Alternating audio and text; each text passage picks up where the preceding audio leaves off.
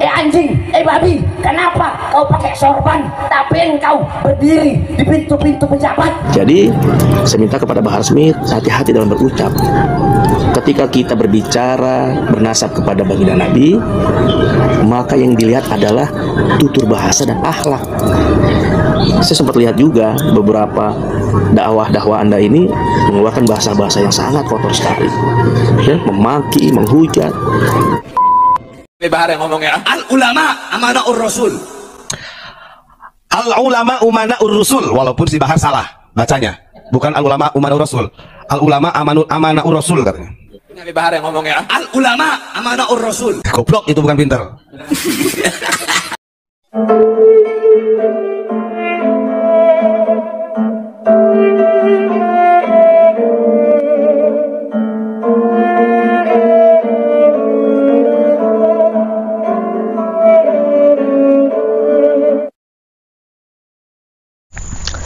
Assalamualaikum warahmatullahi wabarakatuh.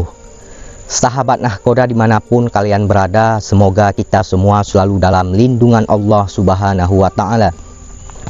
Salam persaudaraan dari Aceh untuk teman-teman yang ada di seluruh Nusantara, dari Sabang sampai Merauke, dari Miangas hingga Pulau Rote. Oke, hari ini saya akan memutarkan sebuah video dari Kiai Sepuh, dari Habib Sepuh yang menegur Bahar bin Sumit untuk berceramah dengan baik. Jadi dalam video tersebut Kiai Sepuh mengatakan bahwa hati-hati dalam berucap. Ketika kita mengaku nasab kita itu tersambung kepada baginda Nabi, itu yang dilihat adalah tutur bahasa kita, perilaku kita.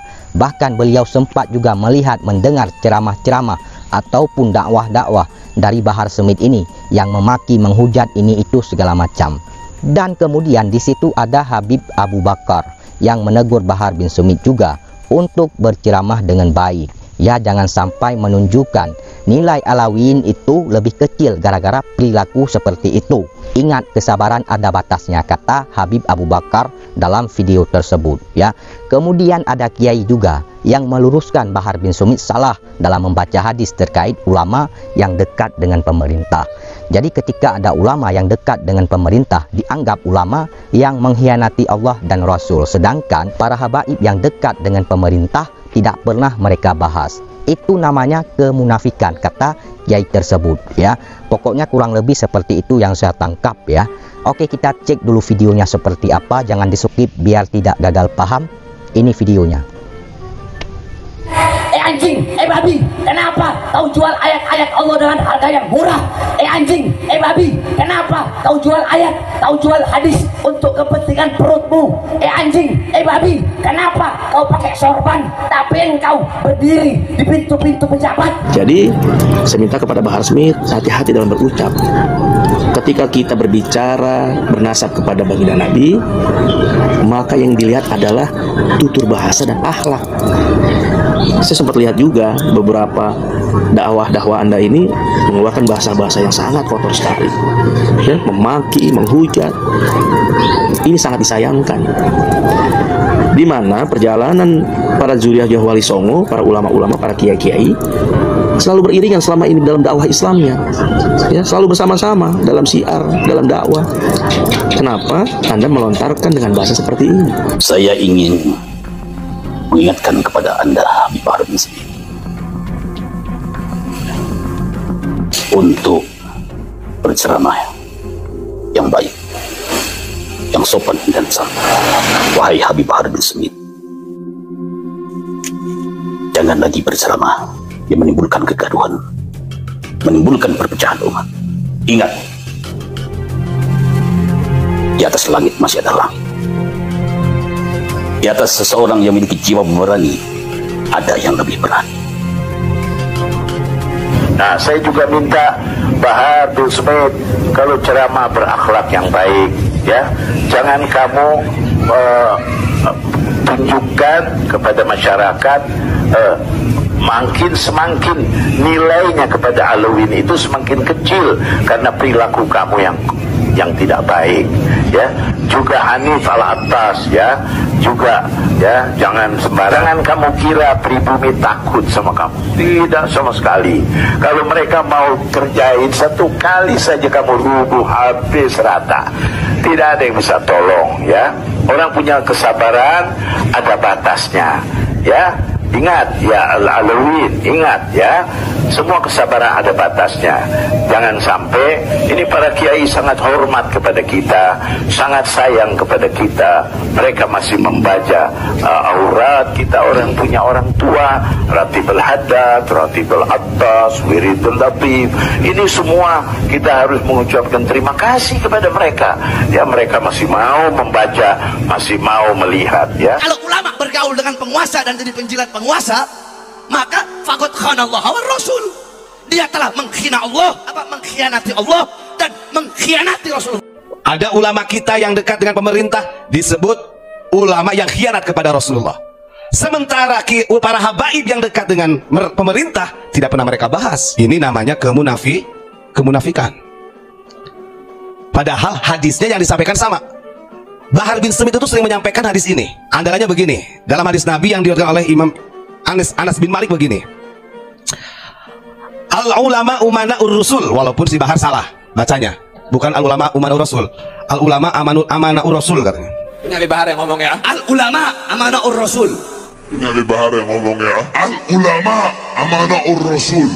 Ini Ali Bahar yang ngomong ya. Al-ulama amana'ur rasul. Goblok, itu bukan pinter. Bukan amanah umana, saya benerin ya. Itu yang di kajian di Tajul Alawin kemarin saya tadi nonton. Oh begini ternyata. Itu ada doktrin besar-besaran. Kemarin menyampaikan begini. Bahar bin Smith, al-ulama umana'ur rusul, tapi bacanya al-ulama amana'ur rusul. Saya katakan salah. Kenapa? Karena di sini umana. Jema taksir ya. Para ulama itu adalah orang-orang yang memegang amanah Rasul. Ala ibadillahi ma lam yukhalitus sultan. Yang memegang amanah Rasul untuk mengurus seluruh umat selagi dia tidak berpolitik, selagi dia tidak masuk ke ranah pemerintah. Ingat, di dalam syarah hadis ini bukan larangan ulama dengan pemerintah, tapi malam yukhalitus sultan fi zulmi, ay fi zulmi. Harusnya dijelasin tuh si Bahar itu.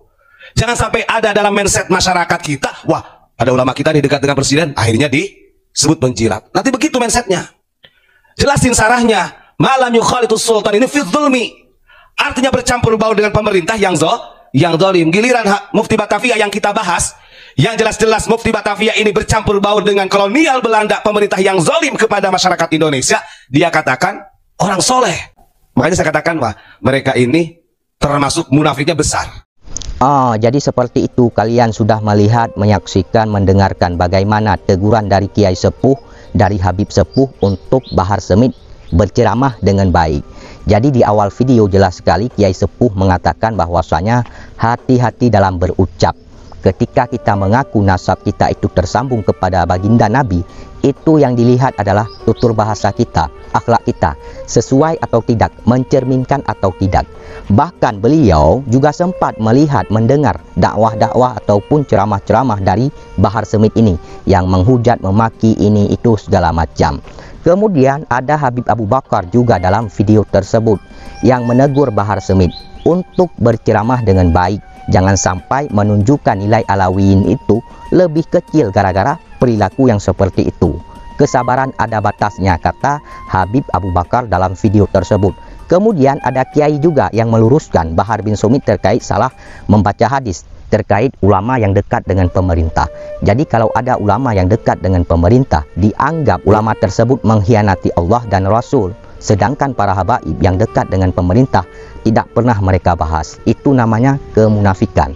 Pokoknya kurang lebih seperti itu. Bahkan Bahar Smith tidak menjelaskan secara utuh ya pemerintah seperti apa sehingga ulama-ulama kalau dekat dianggap mengkhianati Allah dan Rasul. Kalau ada ulama yang dekat dengan pemerintah yang zalim misalnya, itu baru boleh kita anggap bahwasanya ulama tersebut telah mengkhianati Allah dan Rasul. Ini tidak dijelaskan secara utuh. Jadi kurang lebih seperti itu yang saya tangkap, yang saya dengarkan dalam video tersebut.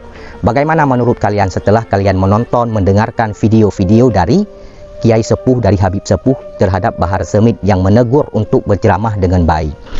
Jadi kurang lebih seperti itu. Setuju atau tidak, benar atau salah, kalian komen di video ini. Ya, Bahar Smith sering mengaku dalam tubuhnya mengalir darah suci kakek kami, darah baginda Nabi, ini itu segala macam. Orang-orang yang mengaku mengalir darah baginda Nabi dalam tubuhnya itu harus tes DNA sebenarnya. Berbeda dengan orang-orang yang tidak mengaku. Kemudian di sini saya ingin mengatakan kepada teman-teman bahwasanya Habib itu artinya dicintai dan mencintai. Habib itu sebuah nama, sebuah julukan yang berasal dari negeri Yaman, dikhususkan kepada kaum Ba'alwi, dan di Indonesia ada lembaga persatuannya yaitu Rabitah Alawiyah. Saya percaya dulu 100% bahwa Ba'alwi ini adalah keturunan Nabi, bahwa Ba'alwi ini adalah zuriyah Nabi. Setelah muncul tesis Kiai Imad, kepercayaan saya itu hilang 50% bahwa Ba'alwi ini adalah zuriyah Rasul, selama tesis Kiai Imad belum terpatahkan, belum terbantahkan. Kenapa penelitian Kiai Imad itu muncul? Karena Bahar Smith sering menyenggol nasab orang. Dia menyenggol nasab Wali Songo.